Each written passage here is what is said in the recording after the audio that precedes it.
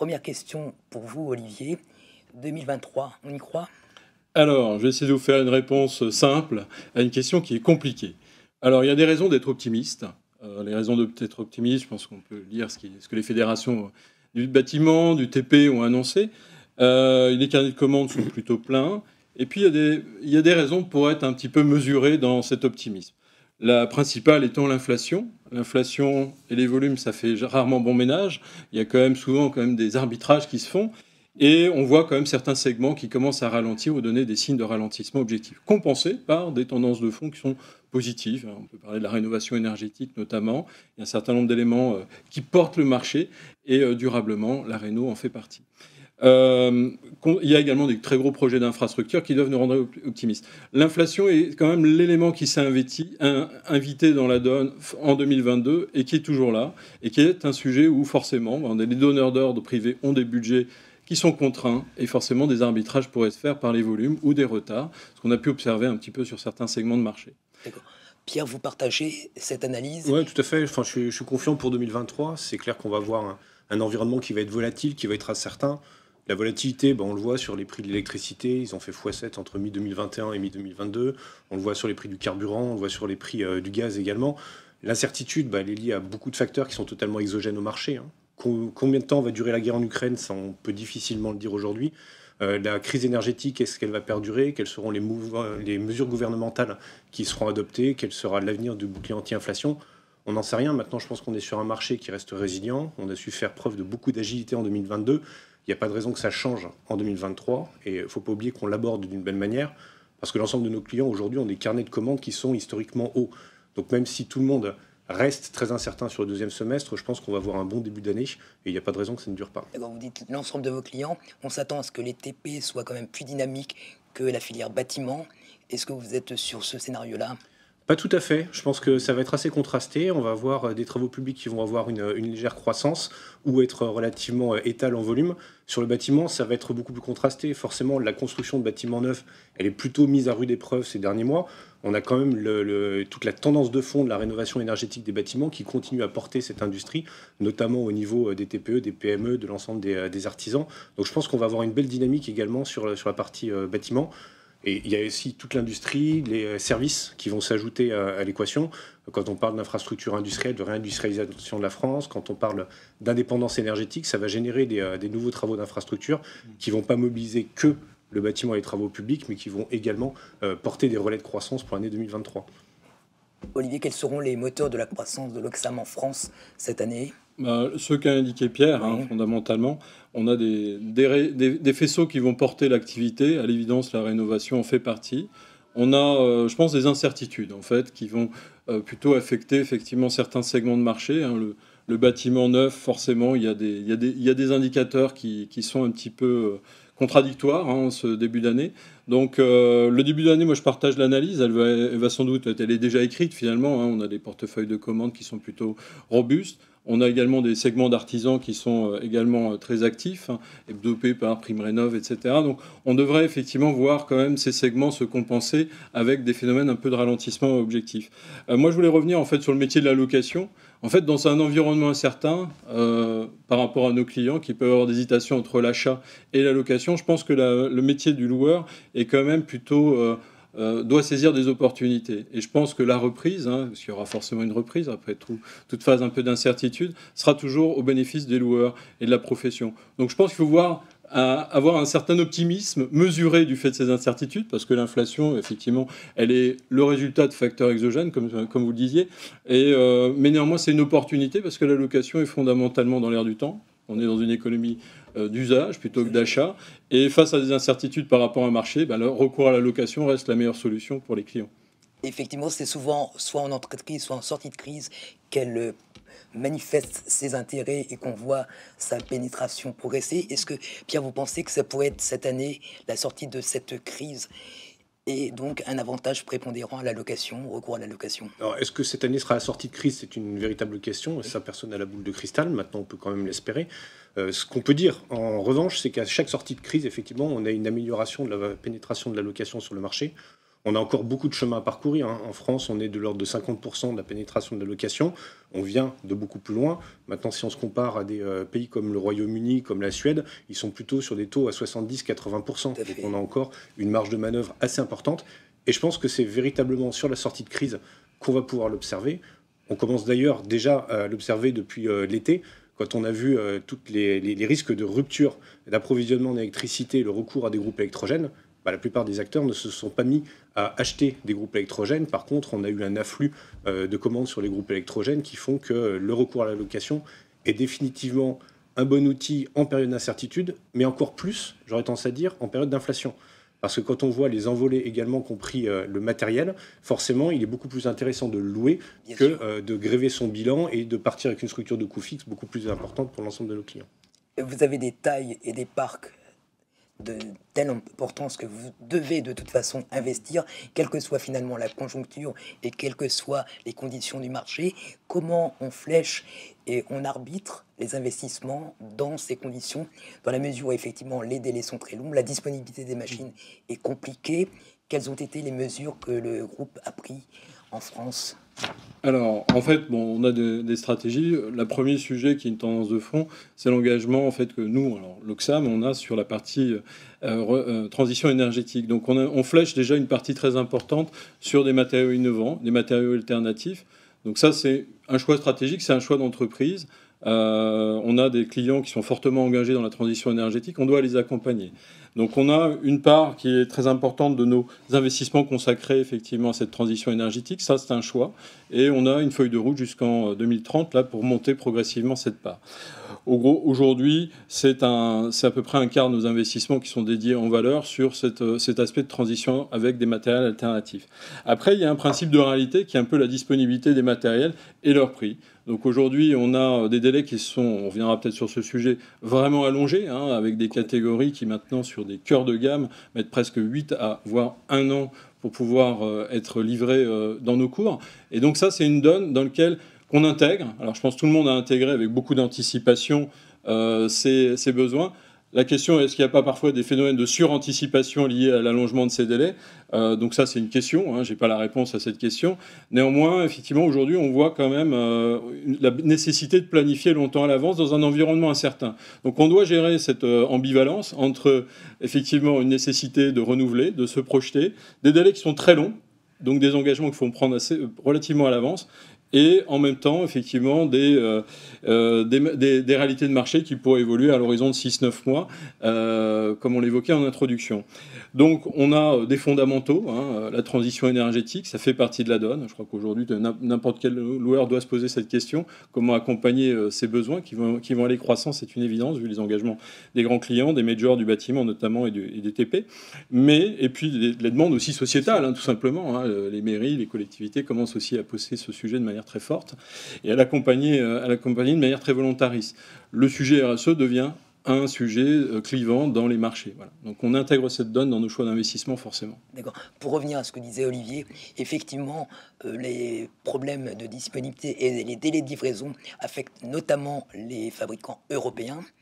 Est-ce que le groupe Kiloutou cherche des alternatives auprès d'autres constructeurs produisant ailleurs, notamment en Asie? L'allongement des durées, effectivement, c'est une donnée de marché. Elle perdure. Elle nous a fortement affecté sur 2022. Elle va perdurer en 2023. On est effectivement sur des durées de l'ordre plutôt de l'année. On a été assez agile en 2022. En fait, on a réussi à anticiper pas mal de commandes. On a élargi le panel de fournisseurs. Effectivement, maintenant, on a un centre d'essai qui est extrêmement exigeant et il faut absolument que le matériel passe par les fourches codines de ce centre d'essai pour valider non seulement la viabilité sur un marché européen, mais également la viabilité au cahier des charges et la compatibilité avec un cahier des charges Kiloutou. Donc oui, on a commencé à ouvrir le panel de fournisseurs, mais de manière extrêmement sporadique à ce stade. On a quelques machines qu'on a commencé à commander, mais on n'en est pas encore du tout sur un remplacement fondamental des machines des constructeurs européens par des machines étrangères. Plutôt sur du matériel de terrassement, d'élévation de personnes? Plutôt sur de l'élévation, effectivement, sur lesquelles on retrouve des alternatives intéressantes également. D'accord. Alors, vous avez évoqué tout à l'heure l'évolution du prix de l'énergie. Globalement, vos coûts ont évolué l'année dernière. Les coûts, c'est une donnée globale, on va dire. La vague d'inflation généralisée sur le marché, tout à fait. Elle a forcément pas épargné le marché de la location. elle affecte tous les secteurs de l'activité. Comment vous la répercutez, comment vous parvenez à la répercuter auprès de vos clients à travers vos tarifs de location? Pour essayer de recadrer le contexte, on était sur fin 2022, une inflation générale sur le marché à 6,5%, et l'ensemble de notre structure de coûts a subi des hausses similaires.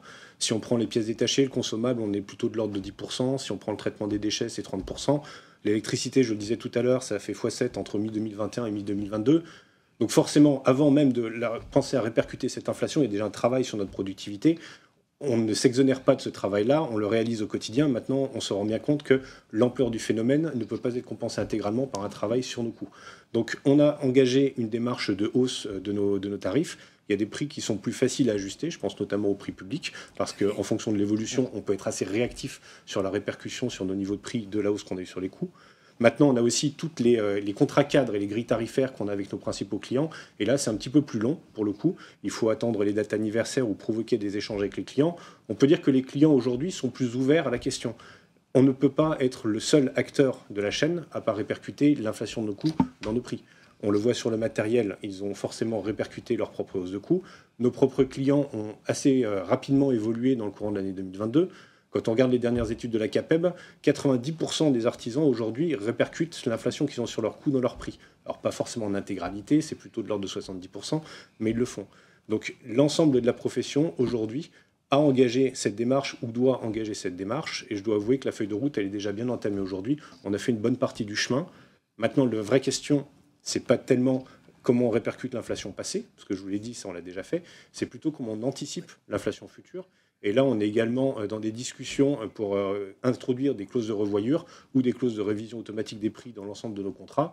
C'est un phénomène ou une condition qui n'était pas forcément habituelle sur le marché, mais sur lequel aujourd'hui on arrive à avoir des très bons résultats également. Un petit peu d'inflation, c'est bénéfique si on sait la maîtriser.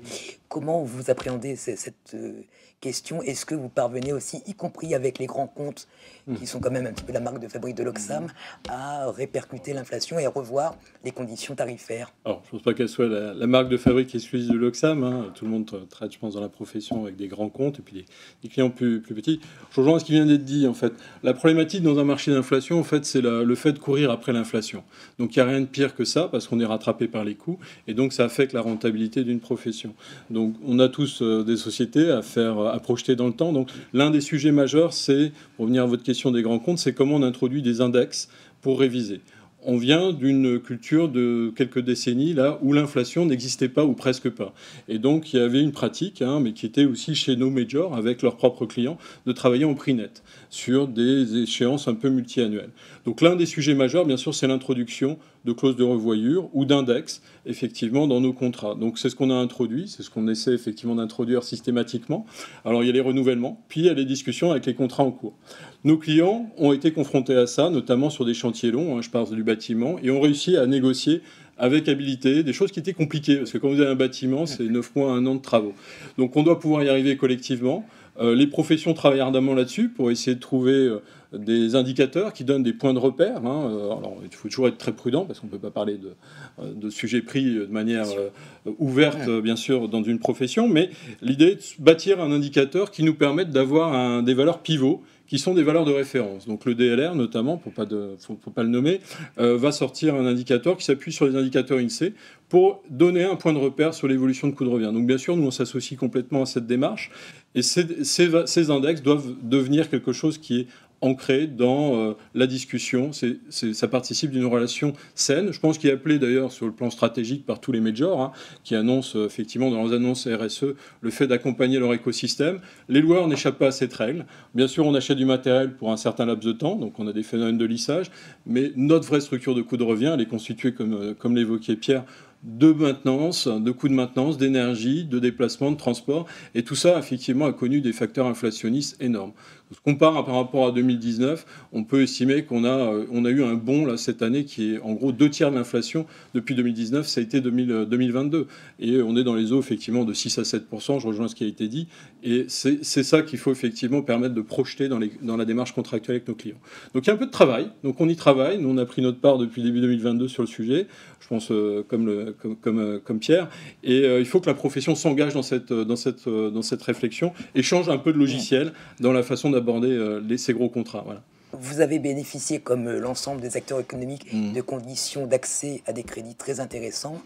Là, c'est un petit peu plus compliqué, en tout cas les taux remontent. Est-ce que ça vous incite à aller chercher des financements alternatifs? Et j'aimerais un petit commentaire sur le prêt consenti par la BEI, prêt vert, qui était le premier en France dans ce secteur. Le prêt, la BEI, effectivement, ça a été aussi une reconnaissance du travail qu'on fait sur la transition énergétique.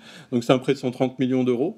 Donc on a eu, au travers de ce prêt, bien sûr, un accès à un financement qui nous permet concrètement d'acheter les matériels que j'évoquais tout à l'heure. Donc qui vont accompagner la transition de notre parc vers des matériels alternatifs, essentiellement électriques et hybrides à date, peut-être demain hydrogène. On a quelques produits qui vont arriver, mais on est surtout effectivement sur des matériels électriques. Et donc ça, c'est à la fois une reconnaissance d'un dossier, parce que la BEI, c'est la Banque du Climat, donc il y a effectivement, il faut monter un dossier, ça va au bord, donc on est très heureux de ça. Après, sur la partie des financements, nous, enfin, dans notre groupe, on a essentiellement une structure de dette qui est en taux fixe. Hein. Donc, on n'a pas trop souffert, je touche du bois, sur 2022, des évolutions des taux et des sous-jacents.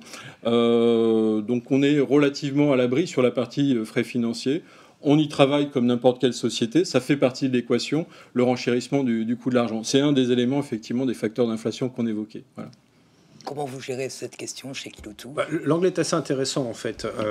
C'est évident qu'on a toute une partie du financement aujourd'hui, notamment les marchés obligataires, qui est plutôt fermée. Maintenant, les banques, c'est pas simplement les partenaires de notre croissance, c'est également les partenaires de notre performance RSE, et ça fait longtemps. Déjà en 2021, on avait contracté le premier prêt de la profession indexé sur des paramètres ESG. Donc ça, c'était un premier pas, on va dire, dans ce système-là.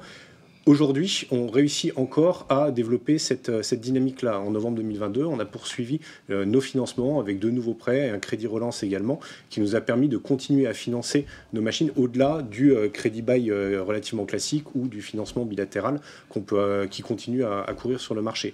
Donc on continue à avoir cette démarche-là, et c'est grâce effectivement à une accélération de notre politique RSE qu'on continue à avoir des ouvertures sur le marché des financements. D'accord. Et il n'y a aucune entrave à l'investissement dans les matériels sous réserve qu'ils soient disponibles et livrables pour Kiloutou cette année en France, comme pour l'Oxfam? Non, effectivement, le principal sujet, c'est plutôt les arrivées de matériel et les délais d'approvisionnement. C'est pas du tout le financement à ce stade. On continue à trouver des solutions. Olivier, il n'y a pas de souci de financement. D'accord. Donc, on a bien compris, le souci, c'est la disponibilité des matériels, la capacité des fabricants à fournir les loueurs. Pour cela, je vous propose de faire le focus de la réunion de chantier de France.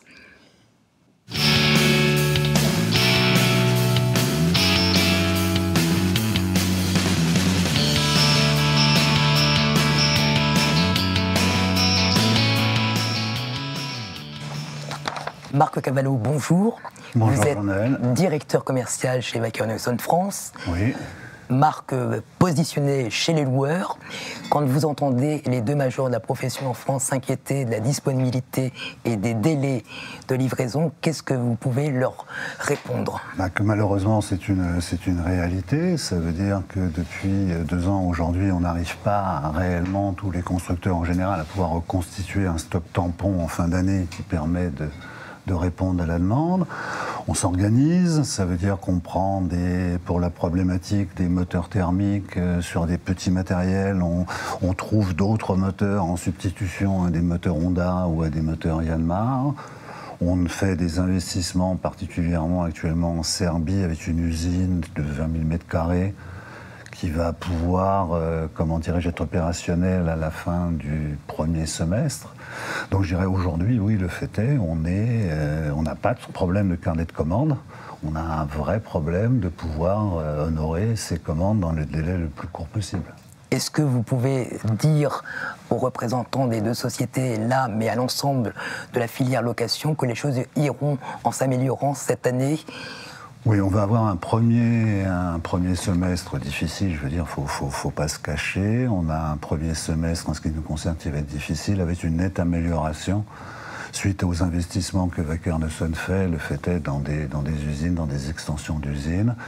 La problématique reste les composants, puisqu'aujourd'hui, certains, comme les moteurs, en réalité, nous sommes dépendants des capacités de production de nos motoristes. D'accord, mais vous investissez pour augmenter vos capacités. Tout à fait. Et servir le marché.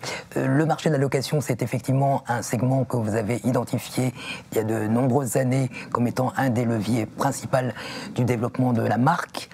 Quelles sont les valeurs ajoutées d'une marque comme Wacker Neuson par rapport à des spécialistes comme vous ou des constructeurs généralistes? Alors aujourd'hui, je dirais que Wacker Neuson, c'est la plus grande offre en matériel compact qui existe sur le marché, avec en ayant des usines de construction qui sont basées en Europe. Nous en avons 4, 3 en Allemagne et une en Autriche, où le fait est, cette mise à la consommation rapide de nos machines par les loueurs nous amène aussi, de la part des loueurs, d'un retour de leurs utilisateurs. On a, du reste, avec les deux sociétés présentes ici et ces messieurs, on a même développé des matériels venant de leur demande à eux. Ça veut dire le dumper avec le poste de conduite qui est réversible. Parce qu'en réalité, je dirais que la principale de nos préoccupations est la même. Ça veut dire c'est la sécurité, c'est... Alors, en ce qui concerne l'utilisateur, c'est la sécurité, le confort. Là, nous, Wacker Neuson propose des machines avec les cabines très spacieuses parce qu'on sait qu'on a des différences de taille, des différences de poids, etc. Et que le loueur qui, lui, met nos matériels à disposition et met très rapidement à la consommation ces machines a un retour très très rapide, contrairement à un utilisateur final, en fin de compte, du fait de pouvoir, je dirais, avoir un panel de clients très très étendu. Est-ce que la location constitue aussi un banc d'essai, on va dire, assez rigoureux et peut-être plus exigeant qu'un utilisateur final qui va faire attention à sa machine, qui va en prendre soin? L'utilisateur, ça c'est malheureusement, je dirais que le même client du loueur a une attitude totalement différente avec la machine de la société par rapport à la machine du loueur. Je dirais que donc là le fait est, on apprend vite. Donc la difficulté pour un loueur, bien entendu, c'est de répondre à la demande, mais c'est aussi quelque part avoir un retour sur son investissement, et ça passe par la robustesse de la machine. Donc je dirais qu'on voit des machines qui évoluent. Nos machines aujourd'hui, nos nouveaux modèles sont tout équipés de protection de tous les vérins, simplement parce que leurs clients les cassent. Et en matière de, je dirais, d'évolution aussi de marché sur des lignes supplémentaires, puisque toujours la préoccupation de la sécurité des utilisateurs est importante pour les loueurs, c'est clair. Et je dirais que ça nous permet de développer, nous, des produits où on vient aujourd'hui sur beaucoup de machines, des machines compactes, ça n'existait pas encore il y a 2 ans, avec de la demande pour des attaches hydrauliques, donc il faut concevoir des machines qui acceptent d'utiliser ces machines, ces attachements hydrauliques. Voilà. Et ça, c'est la location qui tire en partie la demande de ces nouvelles solutions pour travailler. Vous avez évoqué un point important, on est effectivement sur la disponibilité des matériels, mais il y a également toutes les pièces de rechange, les composants qui ne doivent pas être occultés, puisque effectivement une machine arrêtée qu'on ne peut pas réparer, c'est forcément une immobilisation pour le loueur très pénalisante. Très pénalisante, c'est clair. Donc en ce qui nous concerne, on recentralise en Europe un centre de pièces de rechange en Allemagne, avec une logistique qui va permettre de livrer la pièce en 24 heures. Mais c'est vrai qu'actuellement, la clientèle subit un petit peu les 2 facteurs. Ça veut dire que nous avons des systèmes, en cas de manque de pièces, d'aller chercher à la production la pièce pour pouvoir dépanner un client d'une machine en panne. Actuellement, j'avoue que c'est compliqué. C'est un peu plus compliqué. C'est un petit peu compliqué. La situation est un peu complexe. On met beaucoup de moyens, mais entre le moment où, je dirais, c'est la réalité de tous les industriels, la décision est prise, les investissements sont faits et qu'on a le retour, il faut quelques mois. Donc on a vraiment mis les premiers coups de pioche sur le nouveau concept de la nouvelle organisation de distribution de pièces de rechange. Elle sera opérationnelle au mois de mai. Merci Marc, vous restez avec nous, on vous ressollicite tout à l'heure. Pierre, une nouvelle usine qui va apporter de la disponibilité, c'est forcément une bonne nouvelle. Et est-ce que vous avez d'autres remontées du terrain aussi positives ? À ce stade, on n'est pas encore sur l'idée d'approvisionnement qui sera consiste. On est content effectivement de savoir que ça va avancer et qu'on va avoir un deuxième semestre beaucoup plus flexible sur ce sujet-là. Après, je pense qu'il y a un sujet qui est intéressant aussi dans ce que vient de dire Marc, c'est tout le partenariat qu'on peut avoir avec les constructeurs. On fait évoluer bien évidemment la sécurité des équipements, on fait également beaucoup évoluer les technologies, et je pense qu'on est à l'avant-pointe de l'accélération de la transition énergétique, nous, en tant que loueurs. On est encore dans une phase d'accélération aujourd'hui, c'est-à-dire qu'on a développé beaucoup de matériel, notamment sur le terrassement. L'année prochaine, nous, on va accélérer nos investissements, on va accélérer l'innovation avec des sujets de recherche et développement, mais aussi beaucoup de sujets opérationnels, que ce soit sur de l'élévation plutôt grande hauteur, donc des nacelles articulées de 20 mètres électriques pour le coup. On va également travailler sur des flottes de camions-bennes électriques. On va avoir un poids lourd 32 tonnes, le premier de la profession, qui va être mis en œuvre. Et tout ça, on le doit également au partenariat qu'on arrive à nouer avec les constructeurs. Donc il ne faut pas opposer constructeurs et loueurs. Je pense qu'on a véritablement des objectifs communs et une feuille de route à écrire ensemble. Et on a bien compris que maintenant, c'était effectivement une relation partenariale, ce qui est assez inédit dans ce secteur. C'est la même vision chez l'Oxam? Non, je ne pense pas que ce soit inédit. Nous, on a travaillé sur certains dossiers sur le sujet de la sécurité, hein, c'est pas nouveau, ça fait quelques années, et on fait des démarches de co-développement qui impliquent les majors du bâtiment, hein, essentiellement, qui ont des soucis de sécurité. On travaille très fortement également avec le BTP. L'un des sujets majeurs, c'est le choc anti-collision, enfin le collision aux machines, mais également la chute de hauteur. Donc ces sujets, en fait, font partie, effectivement, comme le disait Pierre, de sujets qui participent d'une démarche de co-développement entre bien sûr, souvent les grands comptes, hein, qui sont plutôt en pointe sur ces sujets. La transition énergétique s'invite au débat, hein, ça fait, on va dire, une accélération dans les 24 derniers mois qui est majeure. Et effectivement, nous, notre métier, c'est plus facile d'introduire de l'innovation par la location, et aussi pour les industriels, de trouver des boucles de retour sur l'acceptation, sur le retour au terrain de l'utilisateur. Et la location reste un terrain de jeu qui est vraiment à privilégier. Donc ces démarches partenariales, pour moi, ne sont pas nouvelles. Elles évoluent dans le temps, hein. On avait un gros focus sur la sécurité. L'accélération de la transition énergétique, forcément, fait partie des débats. Moi, je suis assez surpris positivement par les feuilles de route, hein. Tous les 6 mois, il y a des nouveaux produits qui arrivent. Il y a 1 an, vous voyez, avoir des compacteurs en 140 électriques, c'était de la science-fiction. Et c'est une réalité aujourd'hui, en tout cas, sur catalogue. On en a. Est-ce que vous avez constaté également cette accélération, et à quoi on pourrait l'attribuer? Oui, on a une forte accélération aujourd'hui. Alors, on l'attribue déjà à la politique d'innovation des grands groupes, que ce soit nos clients ou que ce soit nous, loueurs. Aujourd'hui, ce qu'il faut comprendre, c'est que l'innovation, ce n'est pas une histoire de rentabilité immédiate. C'est véritablement une histoire de positionnement et une histoire d'engagement d'entreprise. Donc, cette accélération-là, on l'a provoquée il y a quelques années parce qu'on s'est dit, dans 10 ans, de toute façon, le matériel qu'on achète aujourd'hui sera encore dans nos parcs. La réglementation aura évolué, les usages auront évolué, donc il faut prendre le pas sur cette transition énergétique. Donc aujourd'hui, on est en pleine phase d'accélération.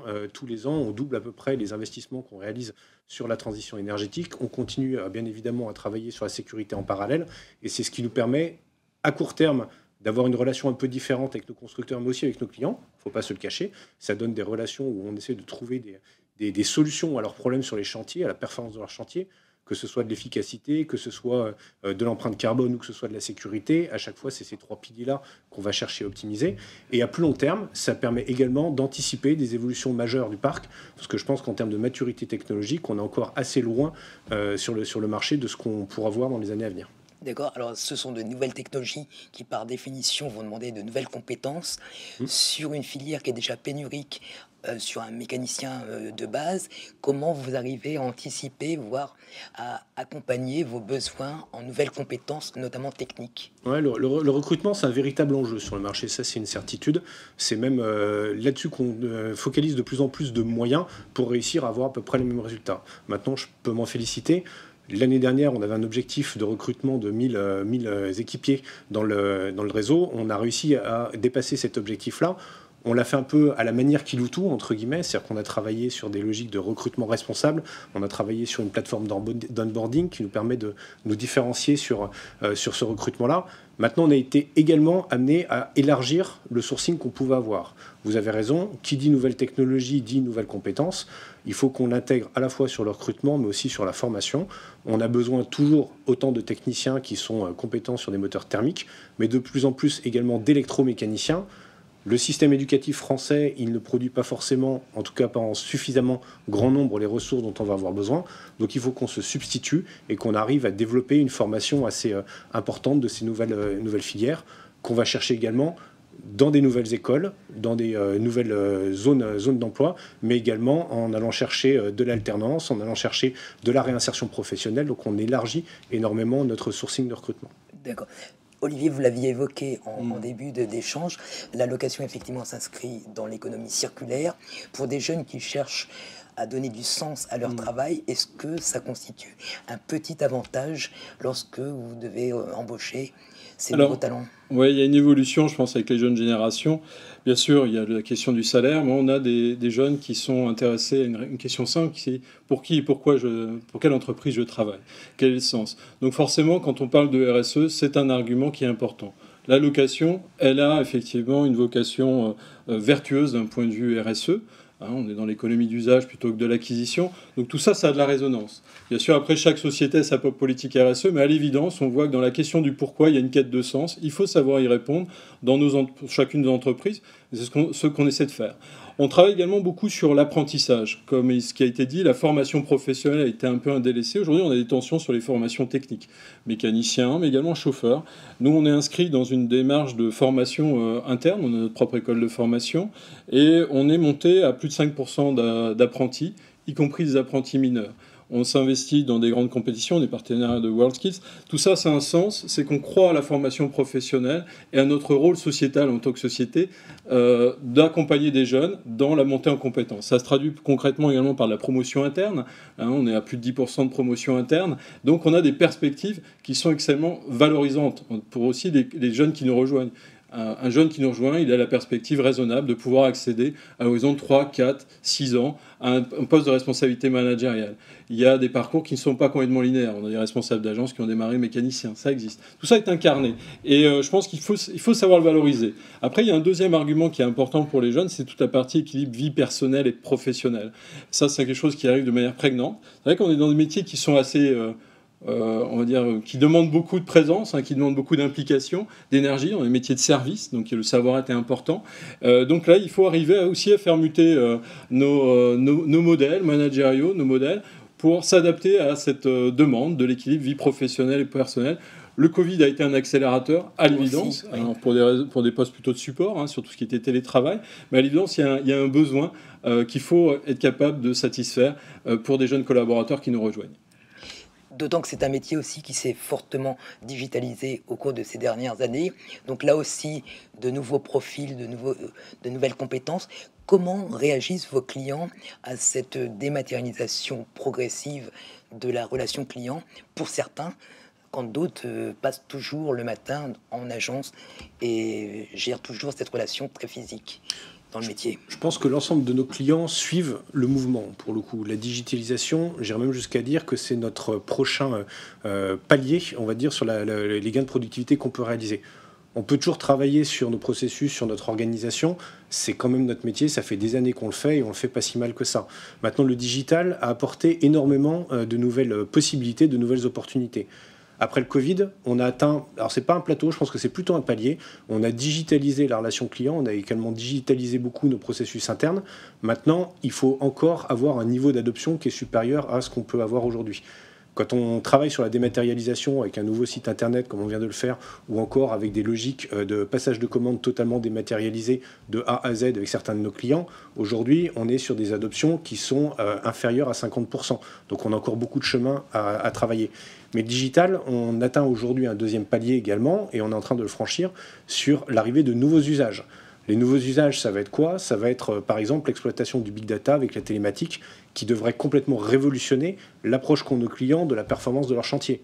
Ils peuvent savoir les heures de ralenti, ils peuvent connaître la productivité d'une machine, ils peuvent connaître son empreinte carbone, ils peuvent également travailler sur la sécurité et les conditions de conduite de leurs engins. C'est autant de paramètres qu'il va falloir exploiter dans le futur. Et de la même façon, nous, on peut inventer également des nouveaux usages. C'est ce qu'on fait avec des nouvelles solutions de partage de matériel. On peut citer la solution Use, qui nous permet non pas de louer à un client, mais de partager un matériel entre plusieurs clients au sein même d'un chantier. Ça, c'est permis par le digital et ce n'était pas possible auparavant. Donc, on était sur un palier Il y a encore de l'adoption à faire sur ce premier palier, mais on est déjà en train de franchir le second palier. Donc la digitalisation, elle est véritablement en marche sur la location. Et on voit bien que la marche va être nettement plus haute que la précédente. Est-ce que ça veut dire aussi un recours à une location beaucoup plus fine dans l'expression du besoin, dans la définition du matériel et dans l'exploitation finalement de cette force de travail? Oui, je pense que ça va être effectivement des caractéristiques beaucoup plus fines de la location de matériel. On va apporter beaucoup plus de conseils. On va être capable d'apporter une meilleure adéquation entre le besoin de notre client et la machine qu'on va lui proposer, dans sa durée de vie, les conditions d'exploitation, les cas d'usage également qu'on va avoir. Quand on reprend, pour reprendre le matériel électrique, aujourd'hui, une pelleteuse, une tonne 7 n'est pas forcément dédiée ou pas forcément adaptée à faire de la rénovation. C'est véritablement un sujet plutôt soit de bâtiment neuf, soit de petite épée. Donc c'est ce genre de retour d'expérience qu'on va être capable également de leur apporter grâce au digital. Et là, on remet un petit peu la compétence du loueur dans justement le conseil, la prescription, qui avait été peut-être un petit peu occultée quand le marché se développait de manière assez naturelle. Est-ce que ça veut dire aussi que vos clients vous demandent davantage dans la prestation location d'une manière globale?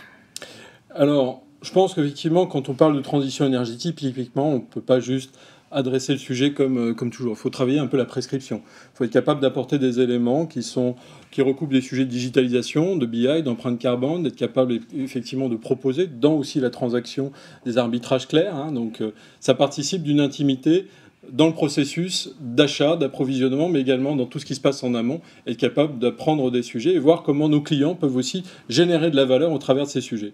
Donc plus que jamais, la digitalisation, c'est pas digitalisation au détriment de la relation.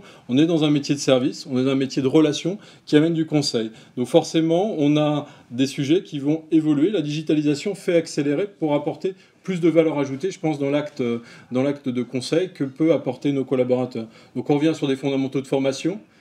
Qu'est-ce qui fait qu'un client vient chez nous? Quelque part, c'est parce qu'il a confiance. Pourquoi il a confiance? Parce qu'effectivement, il trouve des gens qui sont bien formés, compétents et qui arrivent à apporter des éléments dans l'acte de location qui sont du conseil de plus en plus pertinent. Je voulais revenir peut-être sur le sujet de l'efficacité. Je pense que notre métier a plein de subtilités dans l'exécution. Un contrat, sa vie, contrairement, vous voyez, à un monde de négociants où il suffit de mettre un catalogue en ligne et puis quelque part vous commandez, vous recevez la marchandise. Donc je pense qu'il y a eu un gros travail qui a été fait, notamment avec les fédérations, pour définir maintenant un standard de digitalisation et donc faire du paperless, ce qui pouvait être un peu une utopie il y a une vingtaine d'années ou une dizaine d'années. C'est une réalité. Et effectivement, on voit aujourd'hui que l'un des sujets, c'est l'adoption par les clients, qui sont également dans des trajectoires de digitalisation. Donc la question, c'est comment on rend simple des choses qui sont parfois un peu subtiles dans l'exécution. On y travaille et je pense que les 18 derniers mois ont permis quand même une accélération de ce sujet de manière extrêmement sensible. L'un des indicateurs, c'est la qualité de la facturation. Dès lors qu'on a une unité de facturation qui est la journée, qui peut varier en fonction des besoins du client, des intempéries, etc. La question, c'est comment on collabore, comment on partage cette information. Et je pense qu'aujourd'hui, on est arrivé sur des standards de processus qui sont quasiment aboutis, portés par les démarches qui ont été portées aussi par les fédérations, avec les majors. Et donc là, moi, je peux que m'en féliciter. Je pense qu'on va voir des révolutions qui vont arriver progressivement sur ces sujets. Sur le thème du big data, on a des cas d'usage, effectivement. Je pense que c'est encore très émergent. La transition énergétique va forcément accélérer un petit peu le sujet, sous l'angle effectivement de quelle est mon empreinte carbone sur mon chantier ou sur des questions de ce type, ou comment je peux l'optimiser aussi avec des données. On parlait de données de ralenti, etc. Je rejoins ce qui a été dit. Ce sont des sujets qui vont arriver dans l'équation. La question, c'est comment on les rend accessibles aux clients. Et ça nécessite de l'intégration et du partenariat. On a évoqué deux enjeux majeurs, effectivement, qui sont la transition énergétique et la transformation digitale de la profession. Deux contraintes a priori dont vous arrivez finalement à faire des opportunités pour réinventer un petit peu la location. Pierre, vous partagez ce... Oui, je partage tout à fait. Je pense que ce ne sont vraiment pas des contraintes. Je pense que toute mutation, qu'elle soit technologique ou générale sur le marché, est une opportunité de se différencier, de se positionner différemment.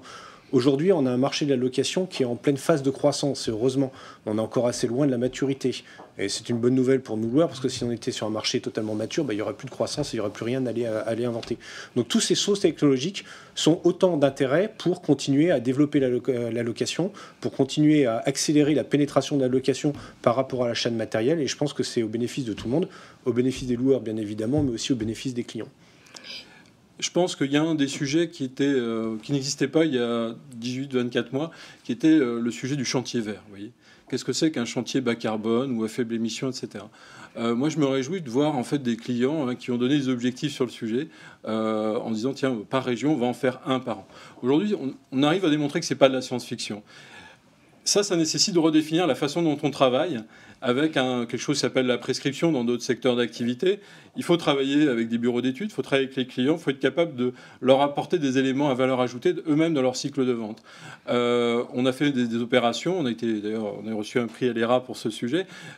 Aujourd'hui, on sait dire que sur un chantier urbain d'une semaine, on a des solutions qui permettent raisonnablement de faire une économie de 70 à 80% sur l'empreinte carbone.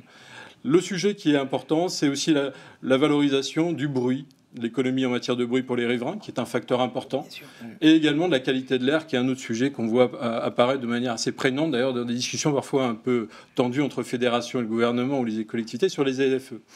Je pense que ces sujets mériteraient d'être plus marketés, et à l'évidence, le loueur ou la location a un rôle à jouer dans cette transition. Forcément, ce seront des opérations d'abord vitrine, et après des opérations qui nécessiteront la mise à l'échelle. Aujourd'hui, nos clients nous disent qu'ils ont du mal à valoriser ça. C'est toujours le prix de l'innovation par rapport à des chantiers traditionnels. Mais je pense qu'on va aller de plus en plus vers aussi quelque chose qui va valoriser et créer de la valeur pour nos clients. L'idée étant de comment leurs donneurs d'ordre eux-mêmes valorisent, entre guillemets, ces éléments que je viens d'évoquer, le bruit, la qualité de l'air et la transition en matière de décarbonation.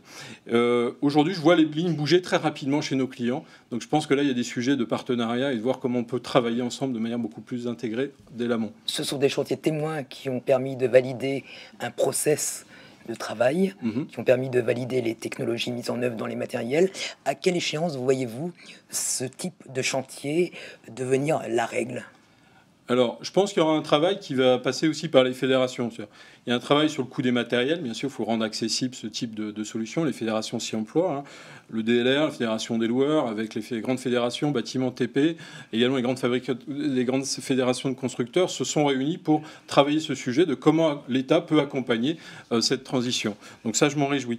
Et je pense qu'il faut travailler pas que sur les coûts, il faut également travailler sur qu'est-ce que c'est qu'un chantier vert ? Vous voyez, dans le bâtiment, si je transpose, il y avait les entreprises reconnues Grenelle de l'environnement.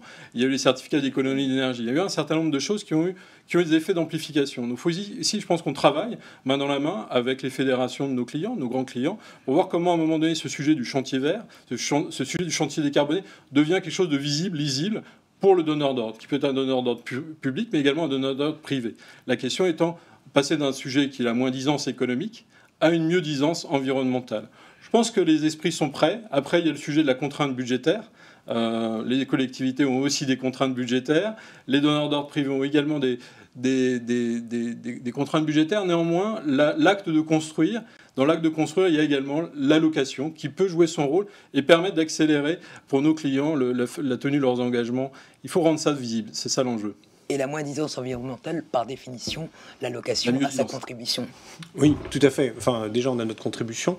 La véritable bascule qu'on va observer sur le marché, il manque quand même un paramètre dans l'équation, c'est la législation, ça c'est clair. La première étape de choix technologique, elle a déjà été faite la plupart du temps, ça fonctionne. Les cas d'usage aujourd'hui sont bien identifiés, on a tous fait des chantiers tests, ça fonctionne, il n'y a pas tellement de soucis. Maintenant, la mise à l'échelle, elle passe par le fait que chaque chantier doit trouver son modèle économique et économiquement intéressant pour l'ensemble des parties, c'est-à-dire le constructeur de matériel, le loueur de matériel, le client et le client final, et il faut réussir à trouver cette équation-là. Aujourd'hui, quand on essaye de faire des projections du taux d'adoption de ces nouveaux types de matériel, on s'aperçoit que ça progresse, effectivement, on commence à être sur une phase d'accélération. Maintenant, par rapport aux objectifs qu'on s'est fixé, mais aussi surtout que nos clients se sont fixés en 2030, on voit que le rythme n'est pas forcément suffisant. Ça ne passera que par une accélération législative. C'est pour ça qu'on cherche à fédérer la filière. Donc chacun tient son rôle. On organise des rencontres du matériel durable qui nous permettent d'essayer d'aligner déjà les intérêts des constructeurs, des loueurs et de nos clients. Maintenant, il faut qu'il y ait véritablement un mouvement législatif qui se passe, comme ça s'est passé sur l'automobile. Je pense que ce sera le véritable facteur d'accélération et qui fera que ça deviendra la norme d'avoir ce type de matériel sur son chantier. Très bien. Avant de passer aux questions des internautes que Mathieu va relayer ici, j'ai une petite question. On me rapporte une recrudescence des vols sur les chantiers, mais également en agence. Quels sont un petit peu vos ressentis par rapport à ça ? Est-ce que vous constatez également une aggravation ? dans ce domaine-là? Oui, alors c'est une aggravation qu'on voit surtout dans des grandes villes. Oui. Forcément, l'aggravation, elle vient aussi du renchérissement des prix des matières premières et l'absence de solutions. Alors on revient toujours sur le sujet de la disponibilité. Donc il y a une forme de tension sur les marchés. Et donc effectivement, nos marchés urbains sont plus exposés à du vol, hein, notamment dans les très grandes métropoles. Donc on voit effectivement une tension importante. Ouais, il y a une véritable recrudescence aujourd'hui. Il y a un véritable marché parallèle des engins de BTP. Avant, ils étaient subtilisés, on va dire, parce que c'est plus facile à subtiliser qu'une Tesla, et ils étaient revendus intégralement. Aujourd'hui, ils sont revendus en pièces détachées, mais on a également une organisation qui est de plus en plus protéiforme. Avant, c'était du vol sur chantier, c'était du vol en agence. Aujourd'hui, c'est du vol avec usurpation d'identité, donc c'est beaucoup plus perfectionné que ça. On monte en gamme également on dans ce monte domaine. nettement en gamme, mais également, on observe de plus en plus une baisse de nos taux de récupération post-vol.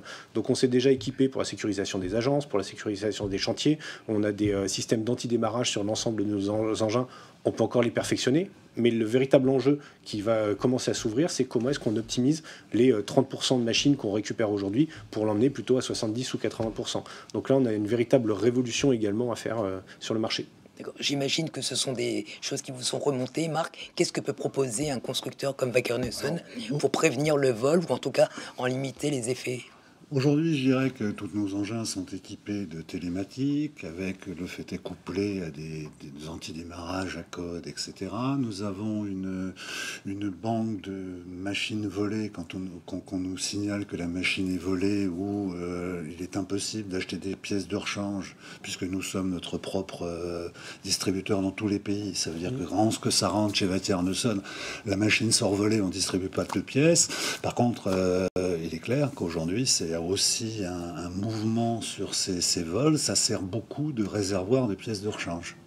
Où là, c'est beaucoup plus difficile de pouvoir, entre guillemets, pister un vérin de balancier ou une porte de cabine, quoi. Et on vient un peu au big data en fait sur ces sujets. La question, elle est bien sûr dans le matériel, comment on peut mettre des dispositifs anti-vol, mais on revient sur les sujets de digitalisation. En fait, tout se passe dans les premières heures du vol. Effectivement, le matériel franchisse très vite des frontières. On les retrouve, voilà, mais au bout de 24-48 heures, il est déjà trop tard. On a déjà des matériels qui peuvent être démontés, voire qui ont disparu à l'autre bout de l'Europe. Donc il y a une question de rapidité et d'agilité. Et là, le sujet digital va être assez prégnant. Donc bien sûr, il y a des capteurs qu'on peut mettre, un certain nombre de choses. Mais le sujet du matériel est une des capacités. C'est nécessaire, mais pas suffisant. C'est le suivi, parce qu'aujourd'hui, avec la télémétrie, on peut définir des périmètres. Ça veut dire que sortir d'un périmètre donné, même si c'est compliqué pour des joueurs nationaux, etc. Mais je dirais que la machine peut donner une alerte à chaque fois qu'elle sort d'un périmètre. Parce qu'il est clair que si vous ne pouvez pas récupérer la machine dans un temps très très court, ça devient très compliqué. D'accord. Pour revenir à la mise sur le marché de nouvelles technologies, notamment sur les chantiers de tests qui ont permis de valider ces processus, comment le constructeur peut accompagner le loueur dans la mise en route, parce que c'est souvent assez sommaire, en tout cas sur des matériels conventionnels, et qu'est-ce que vous mettez en support technique, formation, pédagogique on a vraiment un outil, alors en Allemagne, mais un outil qu'on peut déployer sur des agences de location en France ou un petit peu partout dans le monde, qui sont des outils de formation pour les techniciens, pour l'appréhension de la mise en route, avec, je dirais, cette approche de machines tout électriques, avec les contraintes, pouvoir expliquer la filière qui est en train de se mettre en place pour le recyclage des batteries. Donc je dirais qu'on a vraiment tout un outil et tout un outil de formation à la disposition de nos clients loueurs, entre autres, pour justement former les utilisateurs. D'accord, donc on n'est plus sur le seul matériel, on est sur l'écosystème de la machine et quasiment dans le process du chantier. C'est vraiment la démarche de Wacker Neuson depuis le départ, qui a cette, qui a cette approche. Aujourd'hui, il n'y a plus aucune usine qui est construite sans avoir des panneaux solaires, des récupérations d'eau, etc. Vraiment, c'est vraiment une des préoccupations de Wacker Neuson. Et très concrètement, votre production va migrer vers ces solutions électriques aujourd'hui, puisque c'est essentiellement du matériel compact que Sur vous... le matériel compact, oui, je dirais qu'on a aujourd'hui une limite économique. On saurait faire marcher une pelle de 25 tonnes en électrique. Le problème, c'est la durée avec les batteries. Et puis, en plus, le coût des batteries qui aujourd'hui est très élevé. Donc, je dirais que oui, on a toute une gamme de matériel, de la plaque vibrante, de la pile au nœud, jusqu'à le petit télescopique, de la pelle, de la chargeuse, avec une limite, on se situe environ à 40 kW en fonction de puissance, juste pour un problème de coût, puisque lorsque nous construisons une machine électrique, je dirais l'objectif, c'est d'avoir une journée normale d'utilisation. Ça veut dire qu'aujourd'hui, s'il faut recharger, on arrive avec des power banks pour pouvoir recharger sur site, etc. Mais vraiment, dans la conception de la machine, c'est d'avoir une utilisation journalière de la machine, donc avec des 5-6 heures d'autonomie, ce qui correspond à vraiment une grosse journée d'utilisation normale d'une machine en thermique. Vous êtes confiant dans la location d'un matériel électrique chez Kiloutou, que ce soit une pilonneuse, une petite pelle. Et est-ce que vous avez encore quelques appréhensions?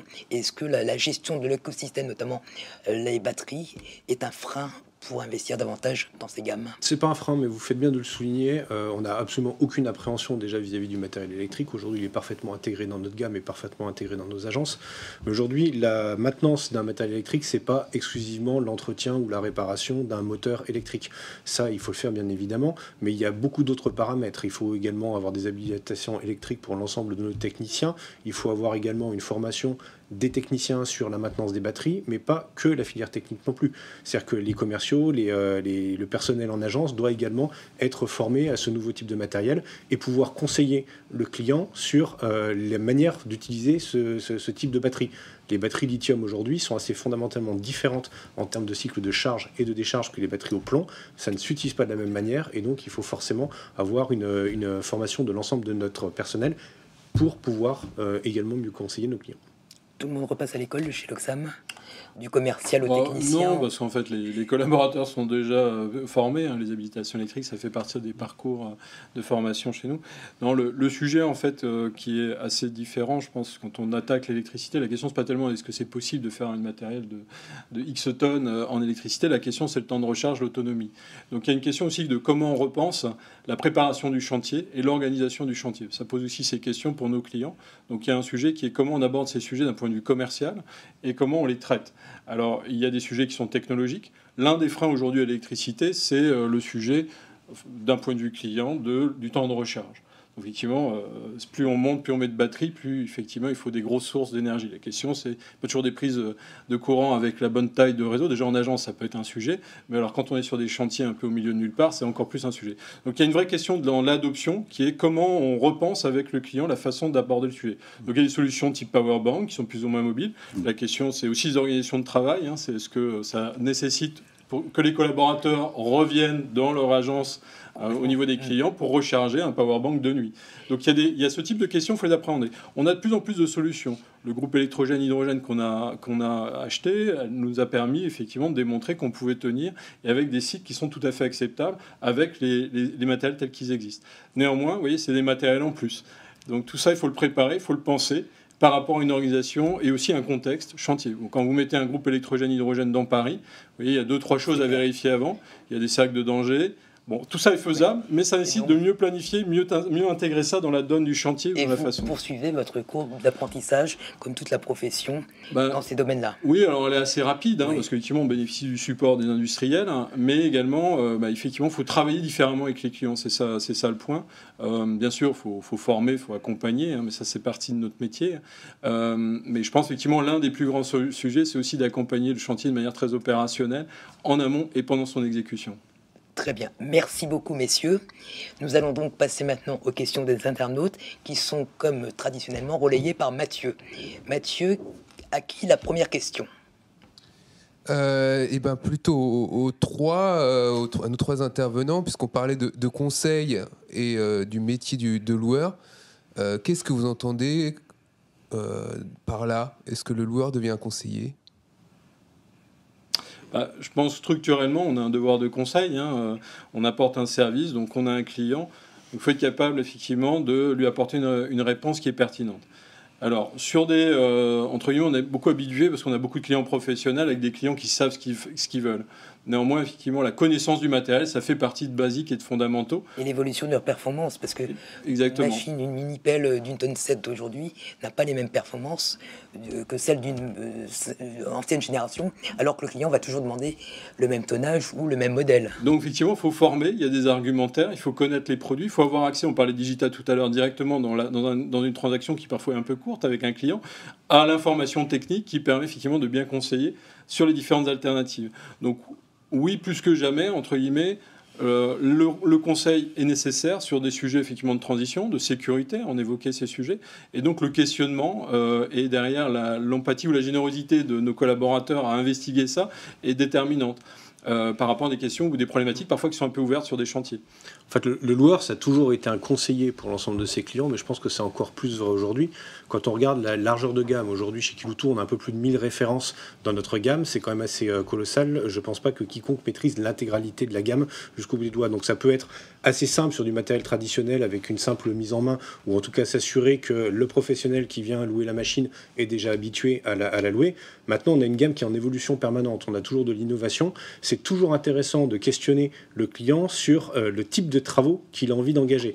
Si c'est du travail traditionnel, qu'il sait exactement ce qui va lui servir, à ce moment-là, il y a peu de conseils. Maintenant, la plupart du temps, on se retrouve quand même dans des situations dans lesquelles il faut pouvoir proposer des nouvelles innovations, accélérer l'adoption du nouveau matériel en lui disant, regarde, teste-le, ça devrait fonctionner encore mieux que ce que tu es habitué à utiliser pour ce type de travaux. À date, ça veut dire que vous êtes encore prescripteur et le client n'est pas encore proactif dans la démarche. On a les deux. On a les deux. Objectivement, on a les deux. On a du client qui sait très bien ce qu'il veut et qui est déjà au fait de certaines innovations qu'on a entendu parler, qui les a déjà testées et qui a envie de renouveler l'expérience. Et de temps en temps, on est proactif et on lui dit, voilà, le type de matériel que tu voulais louer, on pense que celui-là fonctionnera mieux. Teste-le. Si ça marche pas, à ce moment-là, on repassera sur le matériel que tu voulais avoir. Mais dans 95% des cas, il est beaucoup plus satisfait par l'innovation qu'on lui propose, un matériel qui est plus performant sur son chantier. Alors, en fait, nous, on a fait le choix de mettre nos innovations dans des agences qui sont vraiment des agences un peu expertes, et donc qui permet effectivement de démontrer aussi, ou de montrer, ou de faire des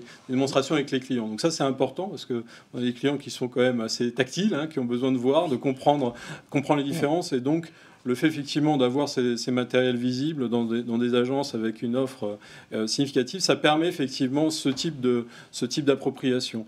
Et je pense dans le conseil, on est dans ce qu'on parle de prescription, de plus en plus aussi amener dès en fait les réponses à appel d'offres parfois des réponses techniques sur. Alors j'évoquais l'hydrogène tout à l'heure, c'est un peu aujourd'hui c'est un peu embryonnaire si on dit les choses véritablement, mais des éléments de techniques qui permettent effectivement d'alimenter la réponse de nos clients à leurs propres clients. Marc, le constructeur peut être également prescripteur vis-à-vis des loueurs et notamment les accompagner dans le choix des typologies de machines. Tout à fait, c'est réellement une coopération, je dirais, sur le long terme avec... Moi, j'ai vu évoluer réellement le métier de location où le fait est, depuis quelques années, on se contente plus de dire j'ai ce type de machine ou j'ai pas. Je veux dire que la question des quelle est votre contrainte de chantier devient récurrente directement chez les loueurs. Et comme je le disais tout à l'heure, en fin de compte, on arrive, nous, à amener des solutions qui répondent à un besoin conjoint, en fin de compte, avec la contrainte de l'utilisateur final, à travers la machine du loueur. Et c'est comme ça qu'on évolue, en fait. Très bien. Mathieu, très rapidement, une autre question pour nos invités. Alors, est-ce que l'externalisation de la maintenance serait une solution dans cette situation de crise du recrutement ? Je pense que c'est pas tout à fait d'actualité chez Alors, Loxam. moi, je vais faire une réponse chez Loxam. En fait, nous, on a un modèle. On est né il y a un peu plus de 50 ans autour d'un atelier. Et donc, le fait d'avoir une expertise technique locale, ça permet d'avoir de la réactivité, ça permet d'avoir aussi une expertise technique qui rassure. Donc nous, notre stratégie, elle n'est pas d'externaliser cette maintenance, mais au contraire, c'est de consolider par tout ce qu'on évoquait tout à l'heure, c'est-à-dire les travaux autour de l'apprentissage, l'insertion, de la formation professionnelle.